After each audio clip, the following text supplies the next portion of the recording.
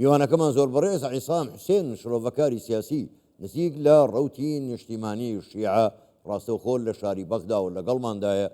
بەڕێز عیسام شەوتان باش، گەلێک سوپاس بۆ بەشداریکردنتان لەگەڵمان لە ژووری هەواڵی کوردستان 24. بەڕێز موقتەدا سەدر داوای بایکۆتی هەڵبژاردن دەکا. ئایا بەشداری نەکردنی ڕەوتی سەدر یاخو ڕەوتی نیشتیمانی لە هەڵبژاردن هەر هەڵبژاردن بۆ خۆی هیچ بەهایەکی بۆ دەمێنێتەوە بەبێ بەشداری ئەوان؟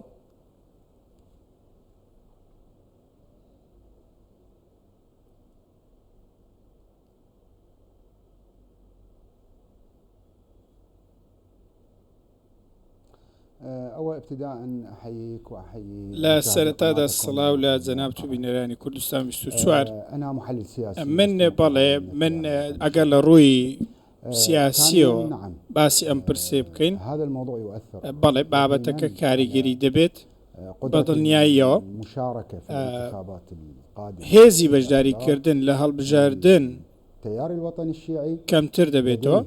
ڕەوتی نیشتیمانی شیعە جەماوەرێکی هەیە کە ڕەنگە ئەمانە بێتە هۆی کەمبوونەوەی ڕێژەی بەشداریکردن لە هەڵبژاردندا لە هەمان کاتدا ململانش یا خودت کێبڕکێش کەم دەکاتەوە.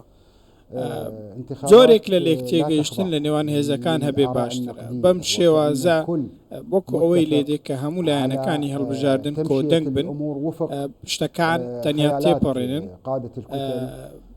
بە پێی بڕیاری خۆیان لەبەرەوەی ئەوان پێشتر لە نێو خۆیاندا ڕێک کەوتون. عراقی لەم نێوەندەدا هەست دەکات سیستمی گەیشتۆتە سیستەمێک کە لە ئاستێکدا نیە خزمەت بە هاوڵاتیانی خۆی بکات. کەواتە ئێستا زۆرێک لە تووڕەیی هەیە لە عراق بەرامبەر بە هەڵبژاردن بەرامبەر بە چینی سیاسی ئەمەوا دەکات کاریگەریەکی ڕاستەوخۆ هەبێت لەسەر پرۆسەی هەڵبژاردنەوە کەواتە بەشداریکردنی سەدرش زۆر باش. بەڕێز عیسام هەر بەڕێز موقتەدا سەدر داوای هەڵوەشاندنەوەی میلیشیا چەکدارەکان دەکات کە بوونەتە بەڵا بەسەر عێراقەوە و ڕێگری لە هەموو پێشکەوتنیی عێراق دەکەن. پێ دوایە میلیشیا چەکدارەکان بە جۆی موقتەدا سەدر بکەن و چەکدا بنێن؟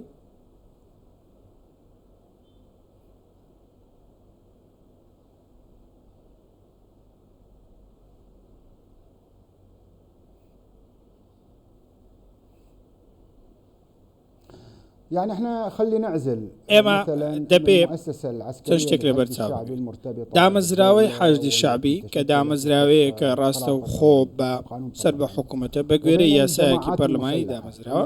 لەلایەکی دیکەش هەندێک گروپی چەکدارمان هەیە. ئەو گروپە چەکدارانە دەکرێت کاریگەریان لەسەر ئەنجامی هەڵبژاردن هەبێ و ڕەنگە کاریگەریان لەسەر پێکهێنانی هاوپەیمانێتیەکان هەبێ. ساڵی 2020 و 2021 ئەم حاڵەتە ڕوون بوو. هەڕەشەی ڕژد و جددی هەبوو لەلایەن هەندێک پارتی لایەنی سیاسی لەسەر زۆری هاوپەیمانێتیەکان. بۆی بەڕێز موقتەدا سەدر پێی وایە کە بوونی ئەم گروپە چەکدارانە پرۆسەی هەڵبژاردن لە ڕووی شەفافیەوە بەرتەسک دەکاتەوە. لەبەرەوەی براوەی یەکەم و دووەم و سێم ناتوانێت کە زۆرینەی دەنگشی بەدەستە ناتوانێت بەبێ ڕەزامەندی لایەنەکانی دیکە حکوومەت پێکبێنێت. تەنانەت ئەوەی کورسی و دوو کورسیشی هەیە ئەویش ڕای خۆی هەیە و قسە دەکات. لە دنیا شتی لەو زۆرە نییە. تۆ کە براوەی دەبێ حکوومەت پێک بهێنی. کەسێک کە دەنگی کەمی هێناوە دەبێ ئازادی بەوانی دیکە بدا حکوومەت پێک بهێنن. بەم شێوازە حکوومەتێکی هاوپەیمانی پێک دێنرێ. بەڵام شتێک نییە بەناوی ئەوەی هەموو حیزبەکان بەشداری هەڵبژاردن بکەن بۆ ئەوەی کە خۆت لە بەرکەوتن و پێکدادانی سەربازی بەپارێزی زۆرینەی حکوومەتەکانی ڕابردوو بە هۆی نەبوونی هاوسەنگی هێز بەو شێوازە پێکێنراوە. بەشێک لە لایەنەکە بەشداریان نەکردووە. لە زۆر وڵاتە ئەزمونە هەیە بە نمونە لە جەزایر لە وڵاتانی دیکە کە ئەو کۆدەنگێنە بۆ کێشە و ململانەی دروست بووە لە ئەمریکا لاتین و ناوچەکانی دیکەش. کاتە ترسەکە لەوەیە کە هەندێک لایەن چەکیان لەدەستەوە موقتەدا سەدریش لەمە دەترسێت. باش بەڕێز عیسام چیگە لەوانە موقتەدا سەدر داوایەکی تریش هەیە دەڵێ دەبێ عێراق سەربەخۆ بێ و پاشکۆی هیچ وڵاتێک نەبێ، جا وڵاتانی دەور و پشت بێ یا وڵاتانی زلهێزی جیهانی. خوێندنەوەتان بۆ ئەم قسەیە چییە؟ بۆ عێراق ئێستا پاشکۆی وڵاتانە.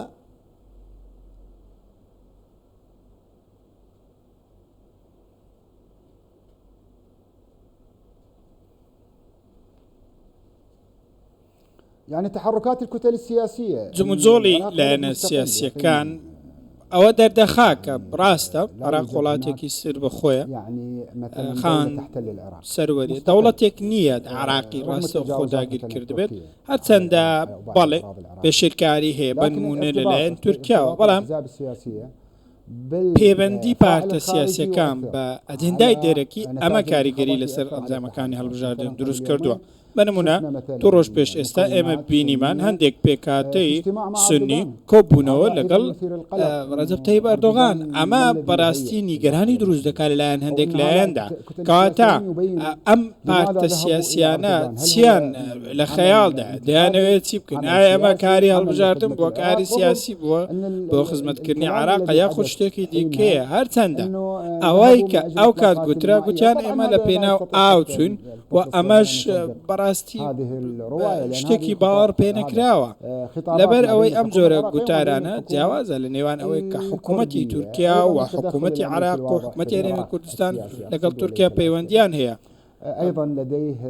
بە هەمان شێوە لایەنی دیکە هەیە کە ڕایان هەیە بە هەمان شێوەش دەسوەردانی ئێرانی کەواتە دەسوەردانی سیاسی هەیە ئەمانە هۆکارن بۆ ئەوەی کاری سیاسی یان دابڕمێ یاخود ببێتە ژێر دەستەی بڕیاری دەرەکی دوور لە بەرژەوەتە عێراقێکی سەربەخۆ دوور لە ڕای دەرەکەی ڕەنگە بە ئاراستەی دروست هەنگاو بنێ تەنانەت ڕەنگە ببێتە هۆکاری ئەوەش کە کۆتایی بە گەندەڵی بهێنێ یاخۆ دووریان بخاتەوە دۆخی ئەمنی باشتر بکات بۆ ئەوی دۆخی ئەمنی لە ئاستێکی باشتر بێت دەکری هەموو کارتەکان بەبێ دەسوەردانی دەرەکی زیاتر بەرەو پێشەوە بچن لەبەرەوەی دەسوەردان دۆخەکە خراپتر دەکات. زۆر باشە بەڕێزە عیسام بەشداری نەکردنی ڕەوتی نیشتیمانی یاخود موقتەدا سەدر لە هەڵبژاردن ڕەنگە بەشداری نەکردنی لایەنی تریشی لێ بکەوێتەوە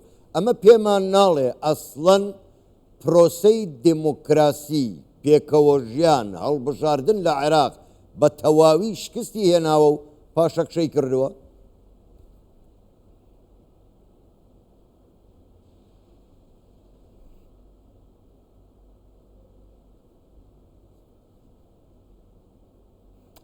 التعايش المجتمعي پێکەوەژیانی کۆمەڵایەتی لە عێراقدا هەیە ئەمە شتێکی زۆر گرنگە عێراق تۆ دەتوانی لە بەغدا بچتە هەولێر بەبێ کێشە لە موسڵ و بەسرە بەمانشەوە لە کۆمەلگا وەکو خەڵک کێشە نییە تا ئەو کێشەی کارگەری لەسەر باردۆخی ئەمنی دروست بکە بەڵام بەڕاستی لە ڕووی سیاسیەوە بەڵێ ئێمە لاوازی و سیاست لە عێراق هۆکارەکەی ئەوەیە پشت بەرژۆندی دەبەستێ هاوپەیمانی دڵسۆزان و ڕازگۆیانە نیە لە نێو پارتەکان و لە نێو هاوپەیمانەکان دۆستایەتی ڕاستەقینە نیە هەر کەسە و بە دوای بەرژۆندی خۆیەتی دەیانەوێ ئەوان لە پێشەوە بن لەسەر کورسی بن دەیانەوێ ئەوان سەرکردەی حیزبێک هاوپەیمانێتی بن دانەوێ هەموو ڕووناکیەکان لەسەر ئەوان بن کەواتە بەڵێ ئێمە لاوازی سیاسیمان هەیە بەشداری نەکردنی ڕۆتی نیشتیمانی شیعە کێشە لە هەڵبژاردن دروست دەکات ئەگەر بە نمونە حەیدەر ئابادی بڵێ من بەشداری هەڵبژاردن ناکەم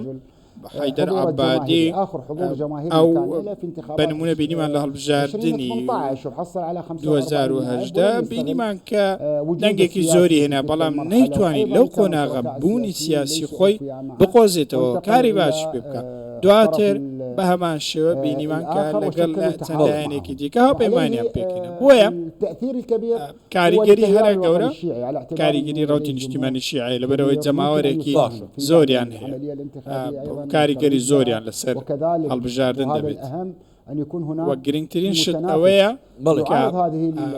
کێبڕکێ هەبێت نێوان پارتەکان نێو یەکتری لەسەر کاری باش نەوەک لە ڕووی هزری و لە یەکتر نزیک بن لەسەرەوەی چۆن هەڵبژاردن و هاوپەیمانی بەڕێوە بن. زۆر باشە زۆر بەڕێز عیسام حوسێن شڵۆڤەکاری سیاسی ڕاستەوخۆ لە شاری بەغداوە لەگەڵمان بووی سپاس بۆ بەشداریکردنتان لەگەڵمان شەوتان باش.